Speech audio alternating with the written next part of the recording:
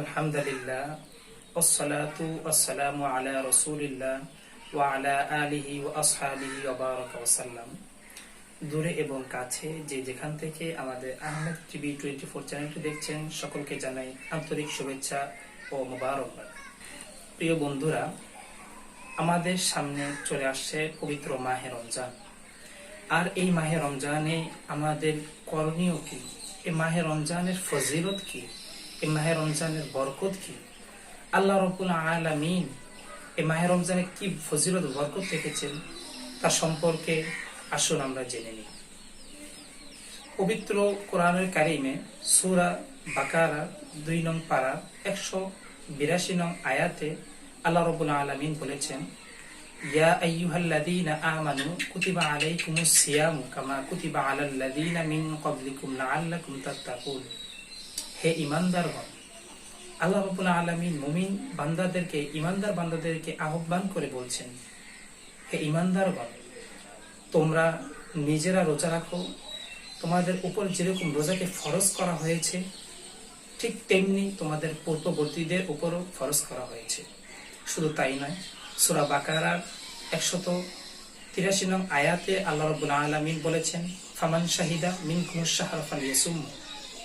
তোমাদের মধ্যে যখন রমজান মাস আসে তখন তোমরা সেই রোজাকে ফরজ করা হয়েছে, সেই রোজাকে অবশ্যই তোমরা আদায় করো। সম্মানিত বন্ধুরা, এই রোজার ফজিলত কি? সাহাবায়ে কেরাম, রাসূল কারীম সাল্লাল্লাহু আলাইহি ওয়াসাল্লাম এই রোজা সম্পর্কে আমাদের কি শিক্ষা দিয়েছেন, আমাদের জন্য কি রেখে গিয়েছেন? এই রোজা রাখলে আমরা কি ফজিলত পাবো, কি বরকত পাবো?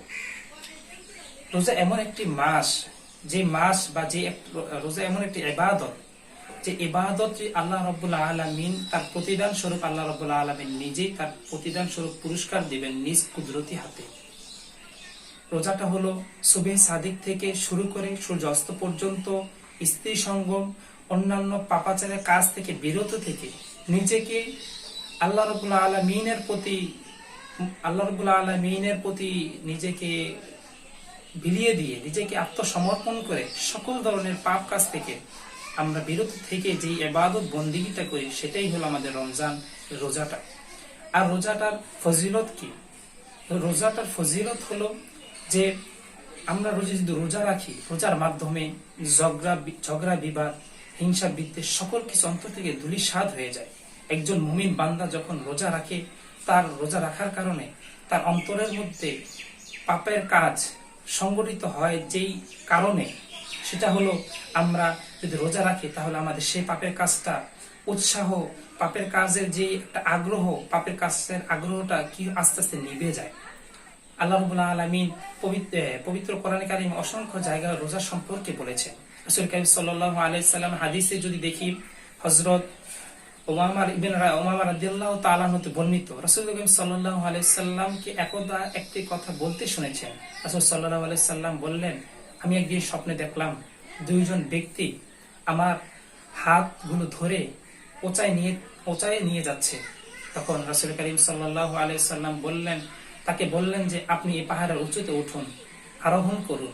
তখন রাসূল কারীম সাল্লাল্লাহু আলাইহি সাল্লাম বললেন, আমি পাহাড়ের উপর আরোহণ করতে পারবো না, পাহাড়ের উপর উঠতে পারবো না। তখন সেই দুই ব্যক্তি বলল, আপনাকে আমরা সাহায্য করব। তখন রাসূল কারীম সাল্লাল্লাহু আলাইহি ওয়াসাল্লাম উঠলেন, দেখলেন দুইজন ব্যক্তিকে জাহান্নামের আগুনে জ্বালানো হচ্ছে। তখন রাসূল কারীম সাল্লাল্লাহু আলাইহি ওয়াসাল্লাম জিজ্ঞাসা করলেন, এরা কারা? তখন তার উত্তরে তারা বললেন, এরা হলো জাহান্নামের অধিবাসী। রাসূল কারীম সাল্লাল্লাহু আলাইহি ওয়াসাল্লাম কিছু দূর হেঁটে আবার সামনে গেলেন, দেখলেন কিছু ব্যক্তিদেরকে তাদের পায়ের মাংসপেশির মধ্যে আটকিয়ে ঝুলানো হয়েছে এবং সেই মাংসপেশিগুলোর মধ্য থেকে রক্ত বের হচ্ছে। প্রিয় বন্ধুরা, এই শাস্তিটি কেন হয়েছে? রোজা না রাখার কারণে, রোজার শাস্তি স্বরূপ। হযরত আলী রাদিয়াল্লাহু তাআলা তো বর্ণিত, আলী রাদিয়াল্লাহু তাআলা বলেন, প্রত্যেক পুরো মাস যদি মানুষ রোজা রাখে, কিন্তু রমজানের রোজার যে ফজিলত সারা বছর যদি কোনো ব্যক্তি রোজা রাখে, তাহলে তার ফজিলত বর্ণনা করা শেষ হবে না, তার ফজিলত অগণিত। প্রিয় বন্ধুরা, আমরা যদি হাদিসে দেখি রোজার ফজিলত সম্পর্কে রাসূল কারীম সাল্লাল্লাহু আলাইহি সাল্লাম কি বলেছেন।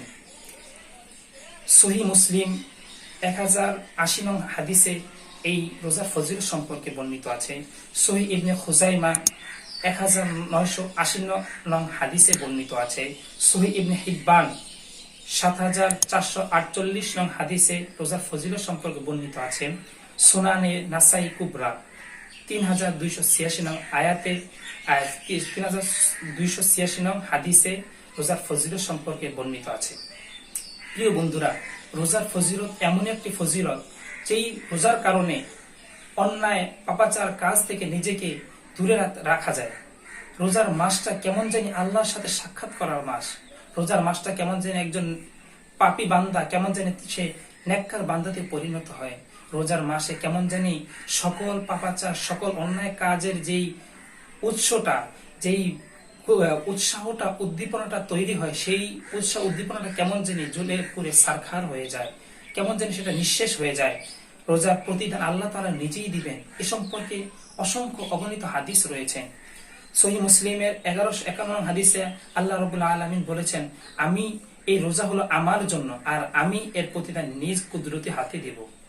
প্রিয় বন্ধুরা, আমরা যদি দেখি এমন কোন ইবাদত বন্দিগি নেই যে ইবাদত বন্দিগির উপহার আল্লাহ রাব্বুল আলামিন দিবেন, কিন্তু এই রোজার এই প্রতিদান আল্লাহ রাব্বুল আলামিন নিজে দিবেন। প্রিয় বন্ধুরা, এজন্য আসুন আমরা পবিত্র মাহে রমজানের পূর্ব প্রস্তুতি নিয়ে আমরা ইনশাল্লাহ 30টা রোজা ইনশাল্লাহ সুস্থ শরীরে রাখার চেষ্টা করব, এবং এই মহামারী করোনা ভাইরাসের আক্রান্ত থেকে আমরা যেন আল্লাহ রাব্বুল আলামিনের রমজানের রোজাগুলো রেখে আল্লাহ রাব্বুল আলামিনের কাছে সেই সাহায্য চেয়ে আমরা সেই মহামারী করোনা ভাইরাস আক্রান্ত থেকে আমাদেরকে আল্লাহ হেফাজত করেন। ওয়া আখির দাওয়ানা আলহামদুলিল্লাহি রাব্বিল আলামিন। আসসালামু আলাইকুম ওয়া রাহমাতুল্লাহি ওয়া বারাকাতুহু।